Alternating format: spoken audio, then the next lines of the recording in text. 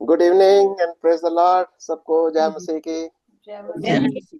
मसीह सबको जय मसीह की। यर्मिया यर्मिया हमने खत्म कर दिया। कौन सा अध्याय? सत्रह। 17 खत्म किया। 17 अध्याय खत्म कर दिया था। 17वें अध्याय में कौन सी ऐसी बात थी जो कि प्रभु ने सिखाई और आपको टच कर गया? कोई ऐसी बात?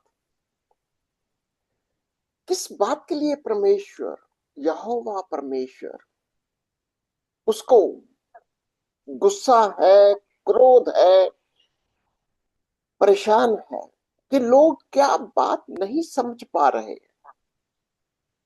जैसे मूर्ति पूजा। किसको कहेंगे मूर्ति पूजा? कई बार हमारा नजरिया मूर्ति पूजा का मतलब कि स्टैच्यू होगा, कोई धूप बत्ती कर रहा है, कोई उस ऐसे लगता है कि वो मूर्ति पूजा है। हाँ, वो भी मूर्ति पूजा है।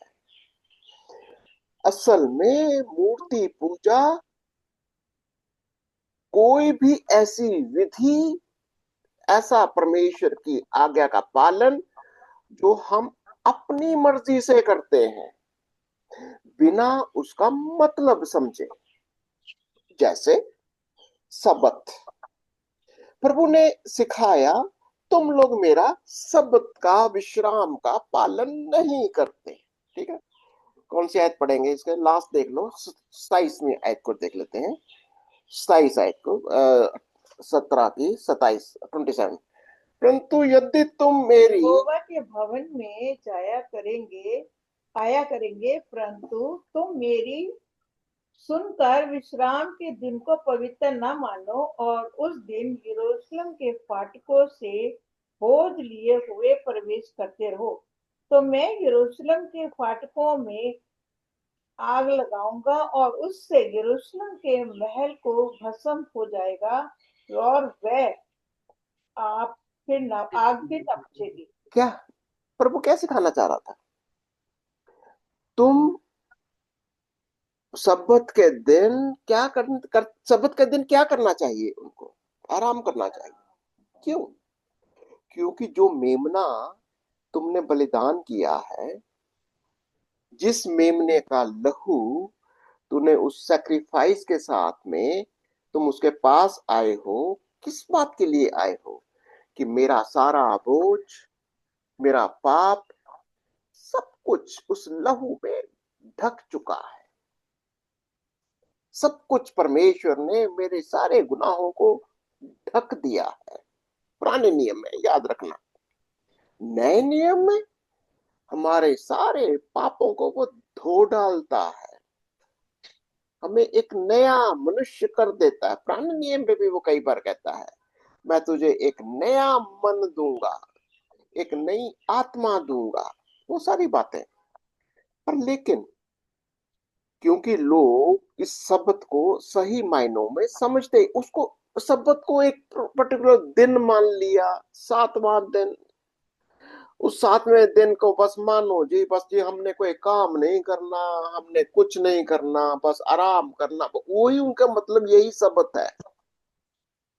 पर यीशु मसीह ने उनको सिखाया, शब्द के दिन इसका मतलब ये नहीं है अगर कोई बीमार है तो उसको चंगाई नहीं चाहिए। अगर कोई कोई परेशानी में है तो क्या मैं उसके लिए मदद ना करूं? बहुत सारी बातें प्रभु ने, इसलिए सब्बत के दिन प्रभु ने बहुत लोगों को चंगा भी किया, जानबूझकर, मतलब समझाने के लिए। अब यही उनके कहने का मतलब क्या है कि सब्बत के दिन का मतलब ये ब्रदर है। जी, ब्रदर जी, मेरा एक क्वेश्चन था इसमें कि जब हम हम्म, गिनती की बुक और 15वां अध्याय हम जब पढ़ते हैं तो हम्म, उसमें बोला ना कि परमेश्वर ने, एक ने मतलब कि एक बताया कि एक ने कहना नहीं माना सबत के दिन, और उसको मूसा ने पूछा कि परमेश्वर इसके साथ क्या करना चाहिए, तो परमेश्वर ने कहा कि इसको पथराव करके नगर के बाहर माल की मार डालना चाहिए क्योंकि इसने सबत का पालन नहीं किया। तो वो भी ये वाली जो रीति अपनाते थे, तो वो आज कैसे वो डिफरेंट है वो? बिल्कुल। आज भी वही, अभी थोड़ी आपने ज्वाइन नहीं अभी किया है, पहले मैं यही समझा रहा था। आज भी वही यहोवा है, आज वही परमेश्वर है। अगर हम शब्द को सही मायने में नहीं समझते, अगर हम शब्द को सही मायने में नहीं लेकर प्रभु की उपस्थिति में आते, आज भी वो हमारे ऊपर उसका क्रोध है। शब्द क्या है? शब्द यानी यीशु, आज हमारे लिए यीशु मसीह का लहू, यीशु मसीह का बलिदान हमारे गुनाहों को अपने ऊपर लेता है, हमें एक नई सृष्टि बनाता है, एक नया जन्म देता है। अगर हम इन सब चीजों के बगैर, कैसे, कहां पर होता है? जब हम उसके पास यीशु के बलिदान से होकर आते हैं। अगर हम आएंगे, इसका मतलब हम सबत में या आराम में, विश्राम में दाखिल हो गए। अगर बिना इसमें दाखिल हुए, बिना विश्राम को माने हम परमेश्वर की उपस्थिति में आते हैं, परमेश्वर आग है, भस्म करने वाली आग है। याद रखना इस चीज को। परमेश्वर, अगर हम उसके आराम में, यानी हम भूल या इस बात को समझ में ही नहीं आ रहा या विश्वास ही नहीं करते, मेरा सारा पाप, मेरा बोझ, सब कुछ प्रभु यीशु ने अपने ऊपर ले लिया। यीशु ने कहा अपना बोझ मुझे दे दे, याद है? और मेरा बोझ तू अपने ऊपर ले ले, ये हल्का है। जब हम अपने बोझ को यीशु के ऊपर नहीं डालते और हम अपने पापों का बोझ, सारी चीजों का बोझ उसको अपने ही सर पर लेते हुए हम परमेश्वर की उपस्थिति में जाने का साहस करते हैं, प्रभु का क्रोध है। तभी तो हमने पहला कुरिन्थियों 11वां में पढ़ते हैं 27-28 में। इसीलिए तो बहुत सारे लोग आज भी परमेश्वर के वचन को, उसकी रोटी को, उसके कटोरे को अनुचित रीति से खाते और पीते हैं। इसीलिए तो बहुत सारे लोग बीमार हैं, कमजोर हैं, कुछ तो मर ही गए। परमेश्वर आज वही यहोवा है जो मूसा के टाइम पर आप जो बात कर रहे थे, वो आज भी कहता है अगर तुम विश्वास शब्द को नहीं मानते, अगर आज शब्द का मायना तुम्हें नहीं मालूम, मैं आज भी वही यहोवा हूं, आज मैं वही परमेश्वर हूं। अगर तुम इसको बिना मतलब समझे, ये सारी बातें हैं।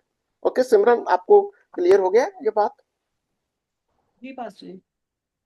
ऑल राइट, चलो फिर आज करेंगे यिर्मयाह उसका 18वां अध्याय। कोई कौन पढ़ेगा आज?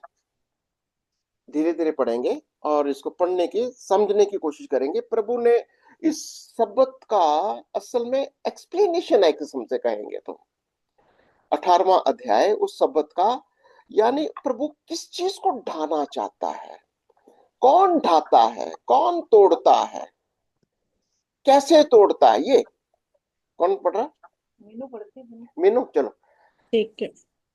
यिर्मयाह यिर्मयाह 18, जिसकी हेडिंग है यिर्मयाह कुम्हार के घर में।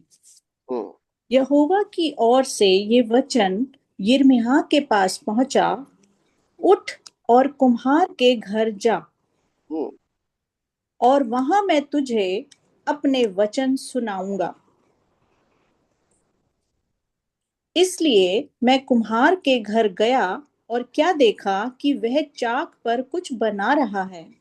देखिए, एक चीज को समझना होगा, ये जो भी प्रभु सिखाता है वो एक एक समझा, जो भी, चाहे वो सबत हो, बलिदान हो, कुम्हार का एग्जाम्पल देता है, कुछ भी वो आपको समझाने के लिए होता है। ये देखो, ये बड़ा इंटरेस्टिंग है।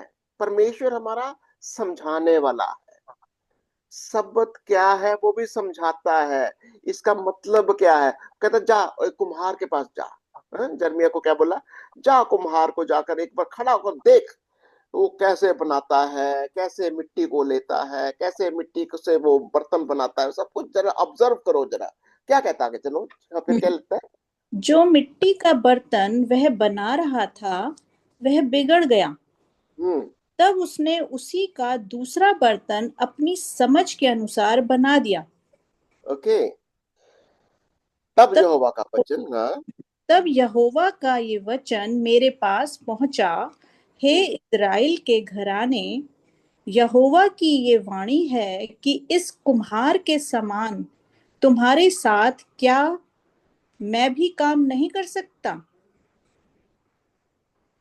देख, जैसे मिट्टी कुम्हार के हाथ में रहती है, वैसे ही हे इज़राइल के घराने, तुम भी मेरे हाथ में हो। तो प्रभु क्या सिखाना चाह रहा है? क्या, जैसे मिट्टी बिगड़ गया, जब वो कहता, वो जो बर्तन बना रहा है कुम्हार, उसके हाथ से वो मिट्टी का बर्तन टूट गया या बिगड़ गया, वो क्या करेगा? उसको फिर से दोबारा फिर इकट्ठे करेगा, फिर उसको, तो या उसको वो नाश कर देगा। जो कुछ बनाया है उसको वो नाश कर देगा। तो प्रभु क्या कहता है? जैसे कुम्हार एक बर्तन को जो बिगड़ गया है, उसको वो क्या करता? फिर से नाश कर देता है। और यही तो प्रभु कह रहा है, मैं करता हूं, यही काम तो मैं करता हूं, कि तुम लोग नाश हो गए, मैं तुमको नाश नहीं करना देखो, मिट्टी को फेंक, वो मिट्टी जो उसने, बर्तन खराब हो गया, उस मिट्टी को फेंक दिया क्या उसने? नहीं, उसको फिर गोला किया, फिर उसको रखा उसके ऊपर, चक्के के ऊपर, फिर उसको बनाना शुरू कर दिया। यही परमेश्वर यही करता है। और उनको क्या बोलता था अभी, जब उसे सीखा हमने पहले, कहते तुम यरूशलेम से बाहर निकलो, मैं इस पाप को, इस जेरूशलेम को जहां पर पाप और पाप का सब कुछ हो गया है, इसको मैं अभी थोड़ा अपने, मुझे काम करने दो, उसको दंड देने दो, जो भी मेरा क्रिया है मैं कर, वो कह रहा मुझे काम करने दो, मुझे इसको खत्म करने दो, नाश करने दो। अब वो क्या, आगे पढ़ो जरा, इसको क्या कहता है? जब मैं किसी जाति या राजा के विषय कहूं कि उसे उखाड़ूंगा या ढा दूंगा अथवा नष्ट करूंगा, तब यदि उस जाति के लोग जिसके विषय में मैंने ये बात कही हो अपनी बुराई से फिरे, हम्म तो मैं उस विपत्ति के विषय जो मैंने उन पर डालने की ठानी हो पछताऊंगा। तो यानी, अगर मिट्टी सही शेप में आ गई, जो मिट्टी उस जो बनाता है, जो कुम्हार क्या करेगा? अगर मिट्टी सही शेप ले रहा, जो शेप बनाना देना चाह रहा है, मिट्टी आ गई शेप में, क्या उसको फिर तोड़ देगा? नहीं। उसका काम क्या है कुम्हार का? कि मिट्टी को सही शेप दो जो वो चाहता है।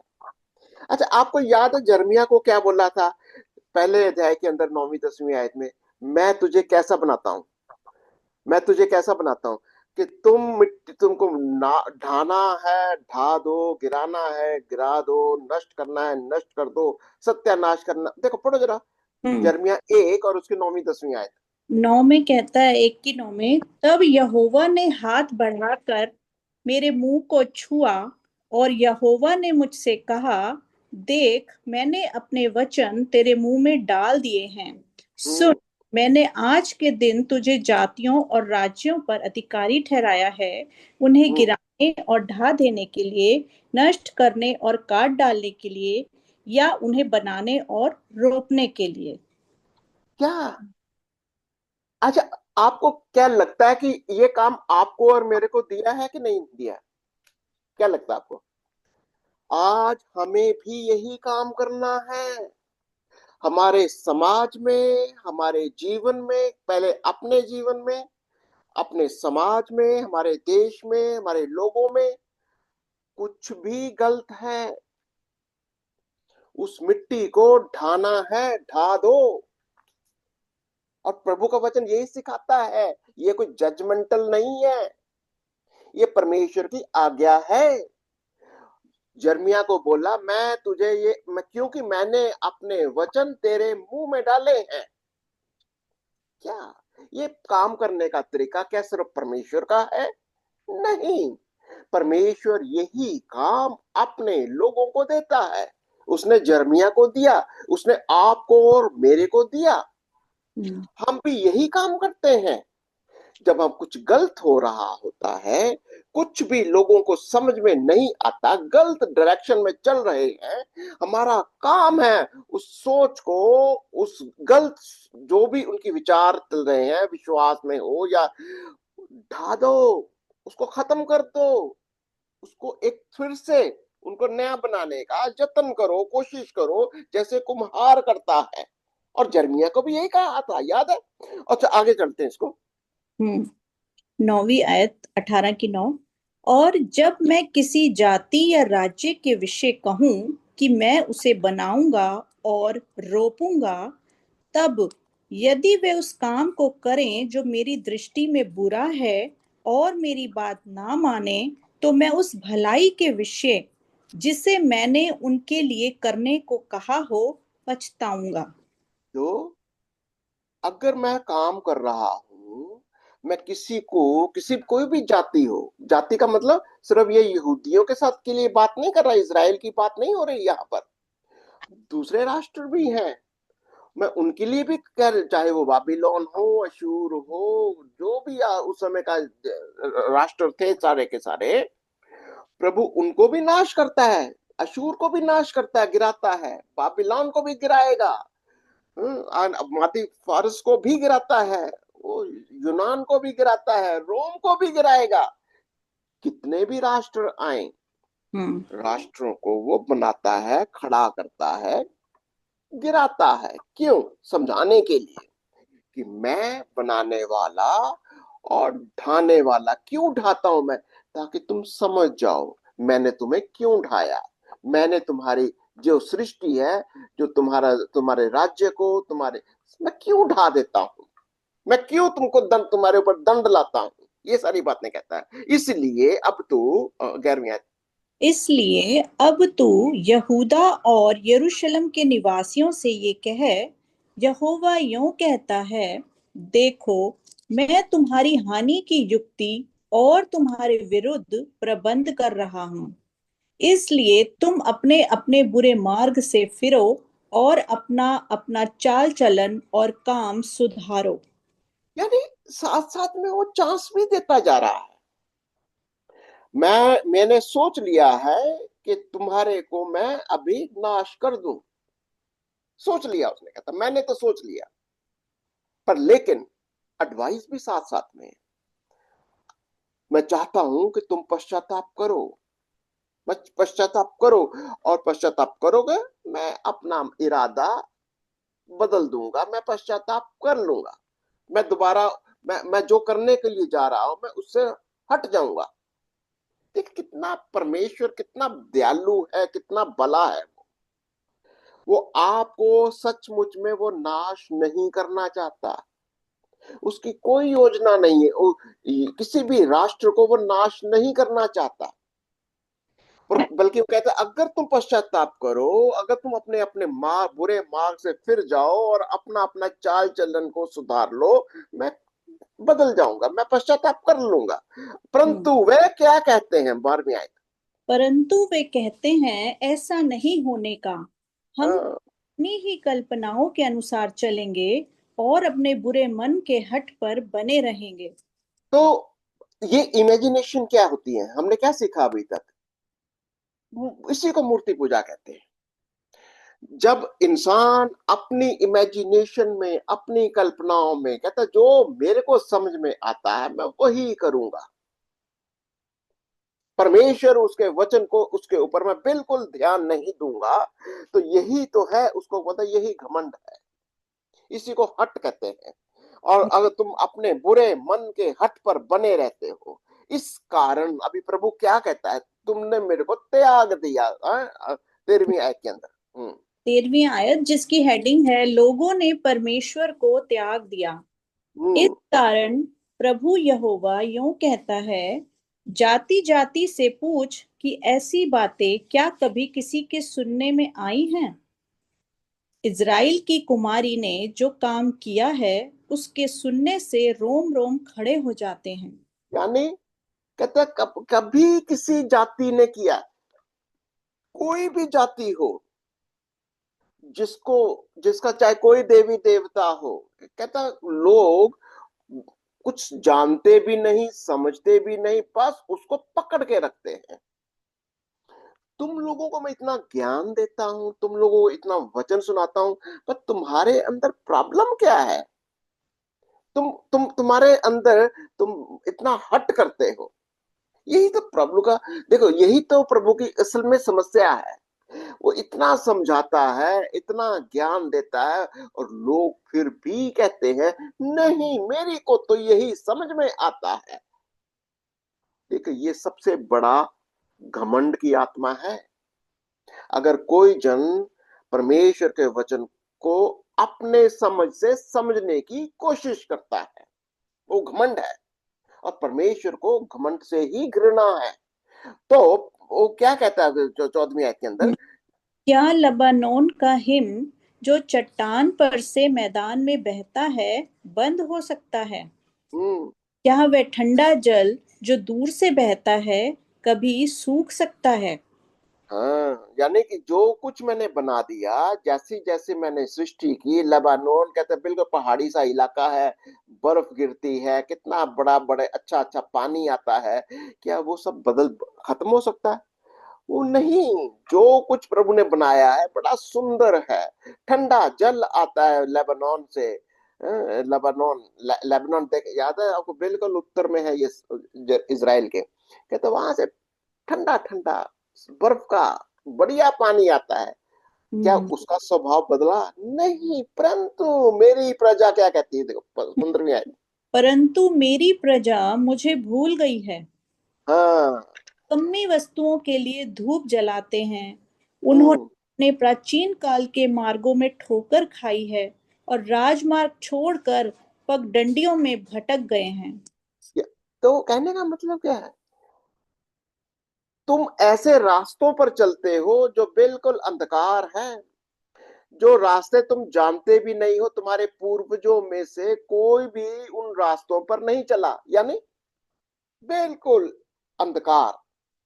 तुम्हें पता ही नहीं है तुम किसके आगे सर झुका रहे हो। तुमको पता ही नहीं है कि वो कौन है जिसकी तुम पूजा करते हो। तुम अपनी कल्पनाओं के पीछे चलते, तुम्हें अपना ही पता ही नहीं है कि मेरी कल्पना ऐसी कल्पना क्यों है। कुछ पता नहीं है। और तुमने पर अपने जो रास्ते हैं, तुम्हारे जो राजमार्ग है, तुमने उसको छोड़ दिया है, भटक गए हो तुम। और इससे हम्म इससे उनका देश ऐसा उजाड़ हो गया है कि लोग उस पर सदा ताली बजाते रहेंगे, और जो कोई उसके पास से चले वह चकित होगा और सिर हिलाएगा। क्या होगा? उनका देश ऐसा उजाड़ हो जाएगा। देखो, मैं हमेशा कहता हूं इज़राइल को ऊपर बड़ा फोकस करो। इज़राइल, परमेश्वर, सारी दुनिया के लोग इज़राइल के ऊपर उनका नजर क्यों पड़ी रहती है? इज़राइल, सारा सारा झगड़े की जड़ इज़राइल ही क्यों है? उसकी वजह है, इज़राइल को वो एक एग्जाम्पल बनाता है। इज़राइल, अगर तू पाप करेगा मैं तेरे को दंड दूंगा। अगर तू मेरे वचनों पर नहीं चलेगा मैं इसको, इस देश को मैं नाश करूंगा। अभी क्या हो रहा? अब अभी जो चल रहा है आपको क्या लग रहा है? बिल्कुल वही है। ये ईरान, इसको आप ईरान मत समझो। ये वो फारस का देश है। किसका देश है वो? कौन था इसका राजा? कुसरू। वो ये कुसरू, ये वो सभ्यता है जो उस परमेश्वर को जानती है। ये आग की पूजा करते हैं, आग। इनको पता है कि परमेश्वर धधकती हुई आग है। जो उसकी उपस्थिति में जाता है, अगर हम सही रास्ते पर नहीं चलेंगे, अगर हम परमेश्वर की आज्ञा का पालन नहीं करेंगे, वो भस्म कर देगा। और ये प्रिंसिपल को समझना बहुत जरूरी है। इज़राइल को ये समझना होगा कि हमारा परमेश्वर धधकती हुई भस्म करने वाली आग है। और यही चीज वो कहता है कि लोग देखेंगे। कौन से लोग देखेंगे? अब देखो, इस अब अगर आप इसको स्पिरिचुअली देखेंगे, आज ईरान को प्रॉब्लम क्या है? इज़राइल को देखता है ये कहाँ बहुत गलत कर रहे हैं। ये जिस तरीके से तुम लोगों को परमेश्वर की आराधना करनी चाहिए, जो करना चाहिए, तुम नहीं करते। और वो कहते सर हिलाएंगे, हैरान होंगे, वो तो चकित होंगे। सर क्या कहता वो, हाँ हम्म, चलो फिर आगे। और जो कोई उसके पास से चले वे चकित होगा और सिर हिलाएगा।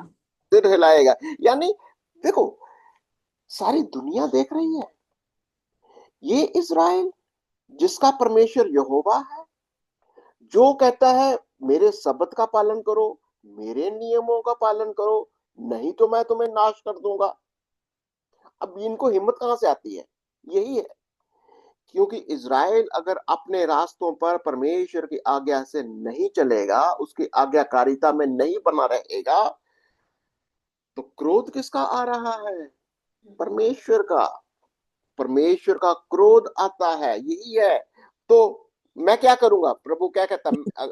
मैं उनको पुरवाई से उड़ाकर शत्रु के सामने तितर बितर कर दूंगा। उनकी विपत्ति के दिन मैं उनको मुंह नहीं परंतु पीठ दिखाऊंगा। यानी अगर तुम मेरी आज्ञाओं का पालन नहीं करोगे, तो मैं तुम्हारे शत्रु के सामने मैं तुम्हें तितर बितर कर दूंगा, यानी उजाड़ दूंगा। तुम्हारे विपत्ति के दिन मैं तुम्हें मुंह नहीं पीठ दिखा, यानी बिल्कुल अपना चेहरा पीछे कर लूंगा, मैं तुम्हारे सामने पीठ ही दिखा दूंगा, नहीं देखूंगा, मैं तुम्हारे से बात भी नहीं करूंगा। कैसा है परमेश्वर ये?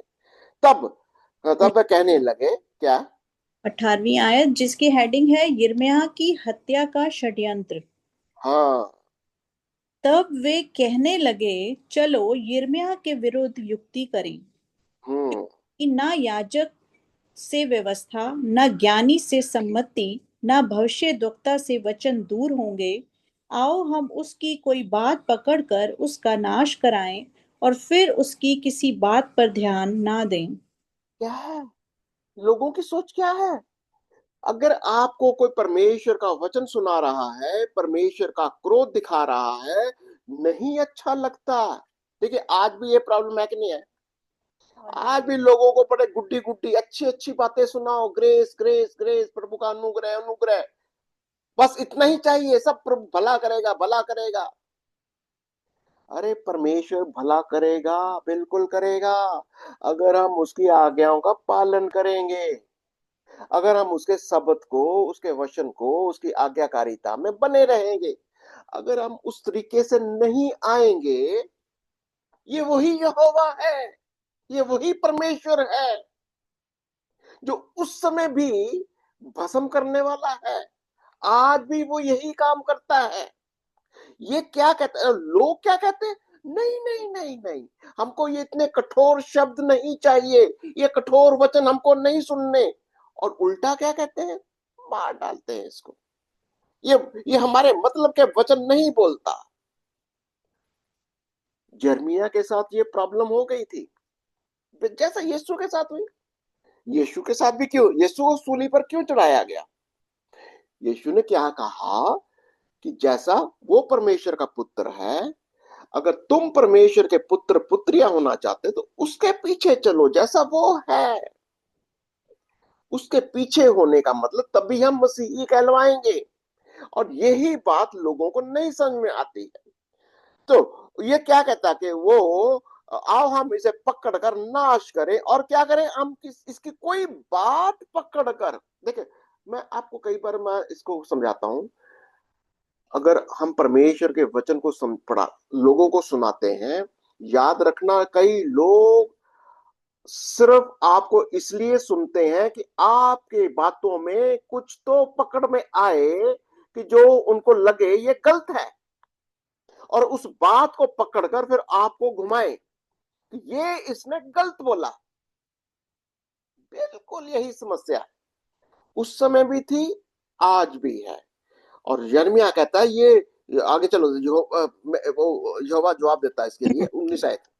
हे यहोवा मेरी ओर ध्यान दे और जो लोग मेरे साथ झगड़ते हैं उनकी बातें सुन। तो अभी यिर्मयाह इस बात को कहता है, कि प्रभु से कहता है कि मेरी ओर ध्यान दे, ये लोग जो बातें करते तो सुन तो सही जरा क्या कहते हैं। हाँ। क्या भलाई के बदले में बुराई का व्यवहार किया जाए? तू इस बात का स्मरण कर कि मैं उनकी भलाई के लिए तेरे सामने प्रार्थना करने को खड़ा हुआ, जिससे तेरी जलजलाहट उन पर से उतर जाए, और अब उन्होंने मेरे प्राण लेने के लिए गड्ढा खोदा है। तो यिर्मयाह क्या कहता है? मैं तो भाई उनकी भलाई के लिए कह रहा था, पश्चाताप करो, पश्चाताप करो। परमेश्वर के सामने अगर जाना है, प्रभु की उपस्थिति में बने रहना है, अगर हम पाप में बने रहेंगे, उसका जलजलाहट, उसका क्रोध, उसकी तलवार आएगी, मरी आएगी। अब हो क्या रहा है? अब ये कहता है, अब ये तो मेरे प्राण के पीछे पड़े, मेरे प्राण लेने के लिए गड्ढा खोद रहे हैं। अब क्या करूं? 21 आयत। इसलिए उनके बाल बच्चों को भूख से मरने दे, वे हाँ, तरबूज से कट मरें, और उनकी स्त्रियां निर्वंश और विधवा हो जाएं। उनके पुरुष मरी से मरें, और उनके जवान लड़ाई में तलवार से मारे जाएं। अब ये किसकी भाषा बोल रहा है? बिल्कुल पिता की भाषा बोल रहा है। देखिए, वचन को समझने के लिए हमें समझना होगा, हमारे अंदर ही पिता भी बोलता है, पुत्र भी बोलता है, पवित्र आत्मा भी बोलता है। जब हम वचन सुनाते हैं, जब यिर्मयाह वचन सुनाता है, असल में वो पुत्र की भाषा बोलता है। जब कहता है पश्चाताप करो, लोगों के लिए प्रार्थना करता है, लोगों के लिए उनको वचन सुनाता है, नहीं सुनते। अब किसके वचन आ रहे हैं अभी?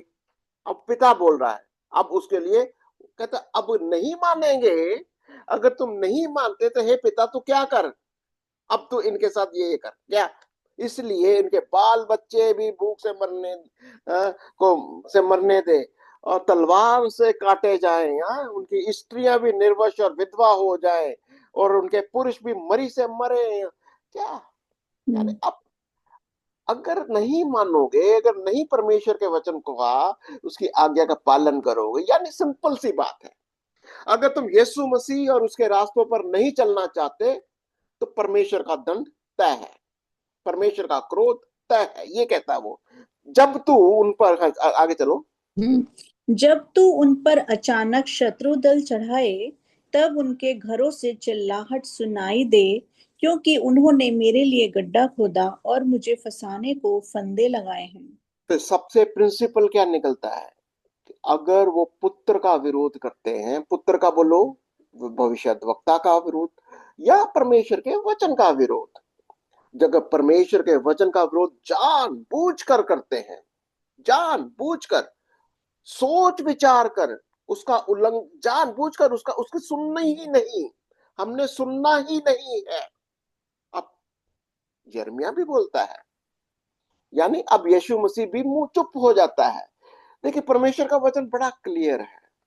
अगर हम परमेश्वर के वचन का विरोध करते हैं, हमारे अंदर, हम किसी को क्षमा नहीं करते, पर हमने कई बार इसके ऊपर चर्चा करी है, अगर हम क्षमा नहीं करते, प्रेम नहीं करते, प्रभु हमारी प्रार्थनाओं को सुनता भी नहीं, हमारी प्रार्थनाओं का जवाब भी नहीं देता वो, बल्कि उल्टा क्या होता है, उसका क्रोध आता है, वो हमें दंड करता है, फंदे लगा देता है। मैं चलो आगे क्या है, 23 आयत।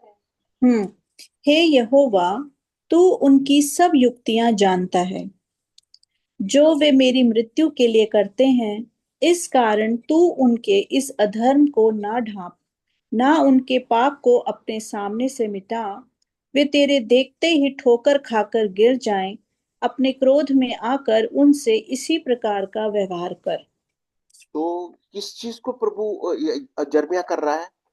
क्योंकि वो उस तेरे बलिदान को, तेरे पुत्र को, तेरे वाचा को, या तेरे शब्द को नहीं मानते, परमेश्वर की आज्ञा को नहीं मानोगे। यानी बीच में हम क्या तस्वीर बनाते हैं ना, पिता, उसके बीच में आता पुत्र, और हम सब लोग कलीसिया, और कवर्ड कैसे होते हैं? पवित्र आत्मा। अगर हम जानबूझकर उसकी आज्ञा का पालन नहीं करते, पहली बात, परमेश्वर का पुत्र यानी पूरा पिता पुत्र पवित्र आत्मा बात करना बंद कर देता है। परमेश्वर का वचन आपको क्लैरिटी मिलेगी ही नहीं, वो क्या कह रहा है। और ये सबसे बड़ी समस्या होती है आज, इसीलिए लोग खास तौर से पुराने नियम को, भविष्यद्वक्ताओं को नहीं पढ़ते, समझ में नहीं आता उनको ना। कैसे समझ में आएगा? पवित्र आत्मा नहीं सिखाता। जब वचन, ये सबसे बड़ी, बहुत बहुत ही गलत, या वेरी सीरियस, अगर परमेश्वर आपसे बातें नहीं करता, वचन आपसे बातें नहीं करता, पवित्र आत्मा आपकी मदद नहीं कर रहा, कुछ तो गड़बड़ है। इसका मतलब परमेश्वर का क्रोध है। यकीन मानिए कि जब हम अपने पापों को मान लेते हैं, हम अपने पापों का अंगीकार कर लेते हैं, हम यीशु को, प्रभु को अपना मसीहा मान लेते हैं कि उसने जो अपना लहू बहाया, बलिदान दिया, वो मेरे लिए दिया। हालांकि सारे जगत के लिए दिया, मेरे लिए दिया। परमेश्वर के सामने अपने पापों का अंगीकार करते हुए उस सारा का सारा बोझ, पापों का बोझ, जो भी आपकी जिंदगी में संसार का बोझ, कुछ भी चिंता, परेशानी, कुछ भी यीशु के चरणों में ले जाओ।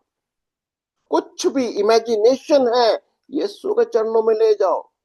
कोई भी आपके माइंड में कोई भी इमेजिनेशंस आ रही है, सोच आ रही है, कल्पनाएं आ रही हैं, यीशु के चरणों में ले जाओ। अगर हम कुछ भी इमेजिनेशंस को, कल्पनाओं को, अपने बोझ को, अपने पाप को परमेश्वर के सिंहासन के सामने डायरेक्ट चले जाएं, तो क्या होगा? क्रोध आएगा, उसका दंड आएगा।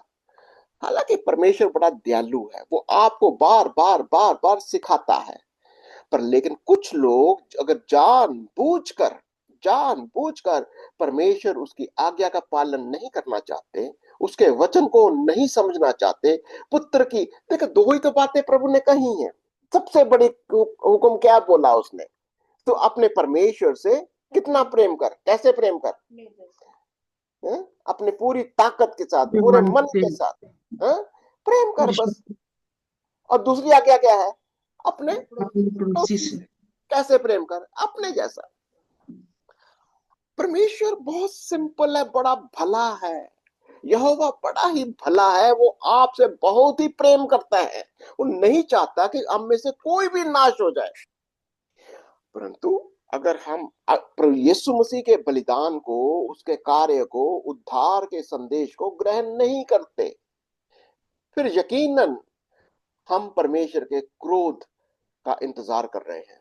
प्रार्थना करिए आज इजराइल के लिए, ईरान के लिए, कि परमेश्वर इन लोगों को समझाए। अगर ये यीशु को मसीहा करके नहीं ग्रहण करेंगे, जब तक यीशु को मसीहा करके ग्रहण नहीं करेंगे, इजराइल पर ऐसे ही परेशानियां चारों ओर से सारे देश इकट्ठे हो रहे हैं। अभी तो ईरान ही नहीं संभाला जा रहा, आगे पता नहीं रूस भी आ जाएगा और चाइना भी आ जाएगा और पता नहीं क्या क्या होगा, फिर इजराइल का क्या होगा। और वचन यही सिखा रहा है कि अंत के दिनों में इजराइल घिरा जाएगा, चारों ओर से घेर। तब ये बोलेंगे, यीशु, हे मसीहा, हे प्रभु, तू नीचे उतरा। और तब वो 7 साल का पीरियड शुरू हो जाएगा। याद रखना, वो प्रभु का वचन, वो 7 साल भी सबत की ओर इशारा करता है। प्रभु का सबत क्या है? जब यीशु आएगा, फिर इसका उद्धार होगा और परमेश्वर अपने इन राष्ट्रों का भी न्याय करेगा। इस चर्चा को हम जारी रखेंगे। आपके मन में कोई भी सवाल, कुछ भी क्वेश्चन हो सकते हैं, आप हमारे साथ शेयर करिए, आपने कमेंट्स को लिखिए। हम आपके सवालों का जवाब देने की भी कोशिश भी करेंगे। आपकी कोई भी प्रार्थनाएं हैं, जरूर आप शेयर करिए। और ध्यान रखिए, प्रार्थना यीशु के लहू में, यीशु के मरने और जी उठने में कवर करके रिलैक्स हो जाओ। अगर आपको अपनी प्रार्थनाओं में अपने सर पर बोझ को नहीं उतारना, अपना जीविता बलिदान करके यीशु के चरणों में नहीं रखना, आप अभी भी संकट में हैं। आप अभी भी परमेश्वर के क्रोध का सामना करने के लिए अब कहीं जाने अनजाने में परेशानी में रह सकते हैं। आपके लिए हम प्रार्थना भी करते हैं। तो यही है कि इजराइल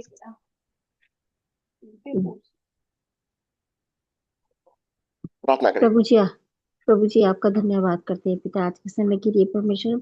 जब प्रभु हम सब लोगों ने परमेश्वर बाइबल अध्ययन को परमेश्वर सीखा, प्रभु हम आपका धन्यवाद करते हैं वचन के लिए परमेश्वर, वो हमारे हृदय में परमेश्वर बसने पाए पिता परमेश्वर। जिस तरह प्रभु आपके दास ने हमें उसके वचन की बारीकियों को सिखाया परमेश्वर, हम धन्यवाद करते हैं पिता परमेश्वर। परमेश्वर यिर्मयाह को परमेश्वर ने किस तरह से प्रभु ने इस्तेमाल किया, इसके लिए धन्यवाद करते हैं पिता परमेश्वर। और प्रभु ने किस तरह से सिखाया परमेश्वर, हम भी सीख रहे हैं, सिखा है प्रभु आपके दास के द्वारा। और हम चाहते हैं इस वचनों के द्वारा परमेश्वर हम और लोगों को भी बता सके प्रभु जी। मैं आपको धन्यवाद करती हूँ पिता परमेश्वर। प्रभु प्रार्थना करती हूँ जो लोग परमेश्वर ऑनलाइन देख रहे हैं पिता परमेश्वर, उनके भी हृदय में आप कार्य कर रहे पिता प्रभु जी। और चाहते हैं पिता परमेश्वर, जब हमने यूट्यूब चैनल शुरू किया है तो प्रभु जी इसमें बहुत आए से लोग परमेश्वर जुड़ने पाए पिता परमेश्वर। जो ब्लेसिंग परमेश्वर हम आपकी परमेश्वर आपके दास के द्वारा रिसीव कर रहे हैं पिता परमेश्वर, वो लोग भी रिसीव करने पाए प्रभु, और इस अध्ययन को परमेश्वर सीखने पाए, गहराई से परमेश्वर इस टीचिंग को एक्सेप्ट करने पाए पिता परमेश्वर। मैं आपको धन्यवाद करती हूँ पिता परमेश्वर। इस पूरी संगति पे परमेश्वर आपकी महिमा हो प्रभु, और सब लोगों को परमेश्वर आप लहू में कवर रखना प्रभु जी। हम परमेश्वर हर समय परमेश्वर इजराइल की ईरान की जो लड़ाइयाँ चल रही है परमेश्वर, उसके लिए हम सब प्रार्थना करेंगे प्रभु जी, वहाँ शांति बनी रहे पिता परमेश्वर। प्रभु जैसा बाइबल में लिखा है उसी के अनुसार परमेश्वर वो चल रहा है प्रभु।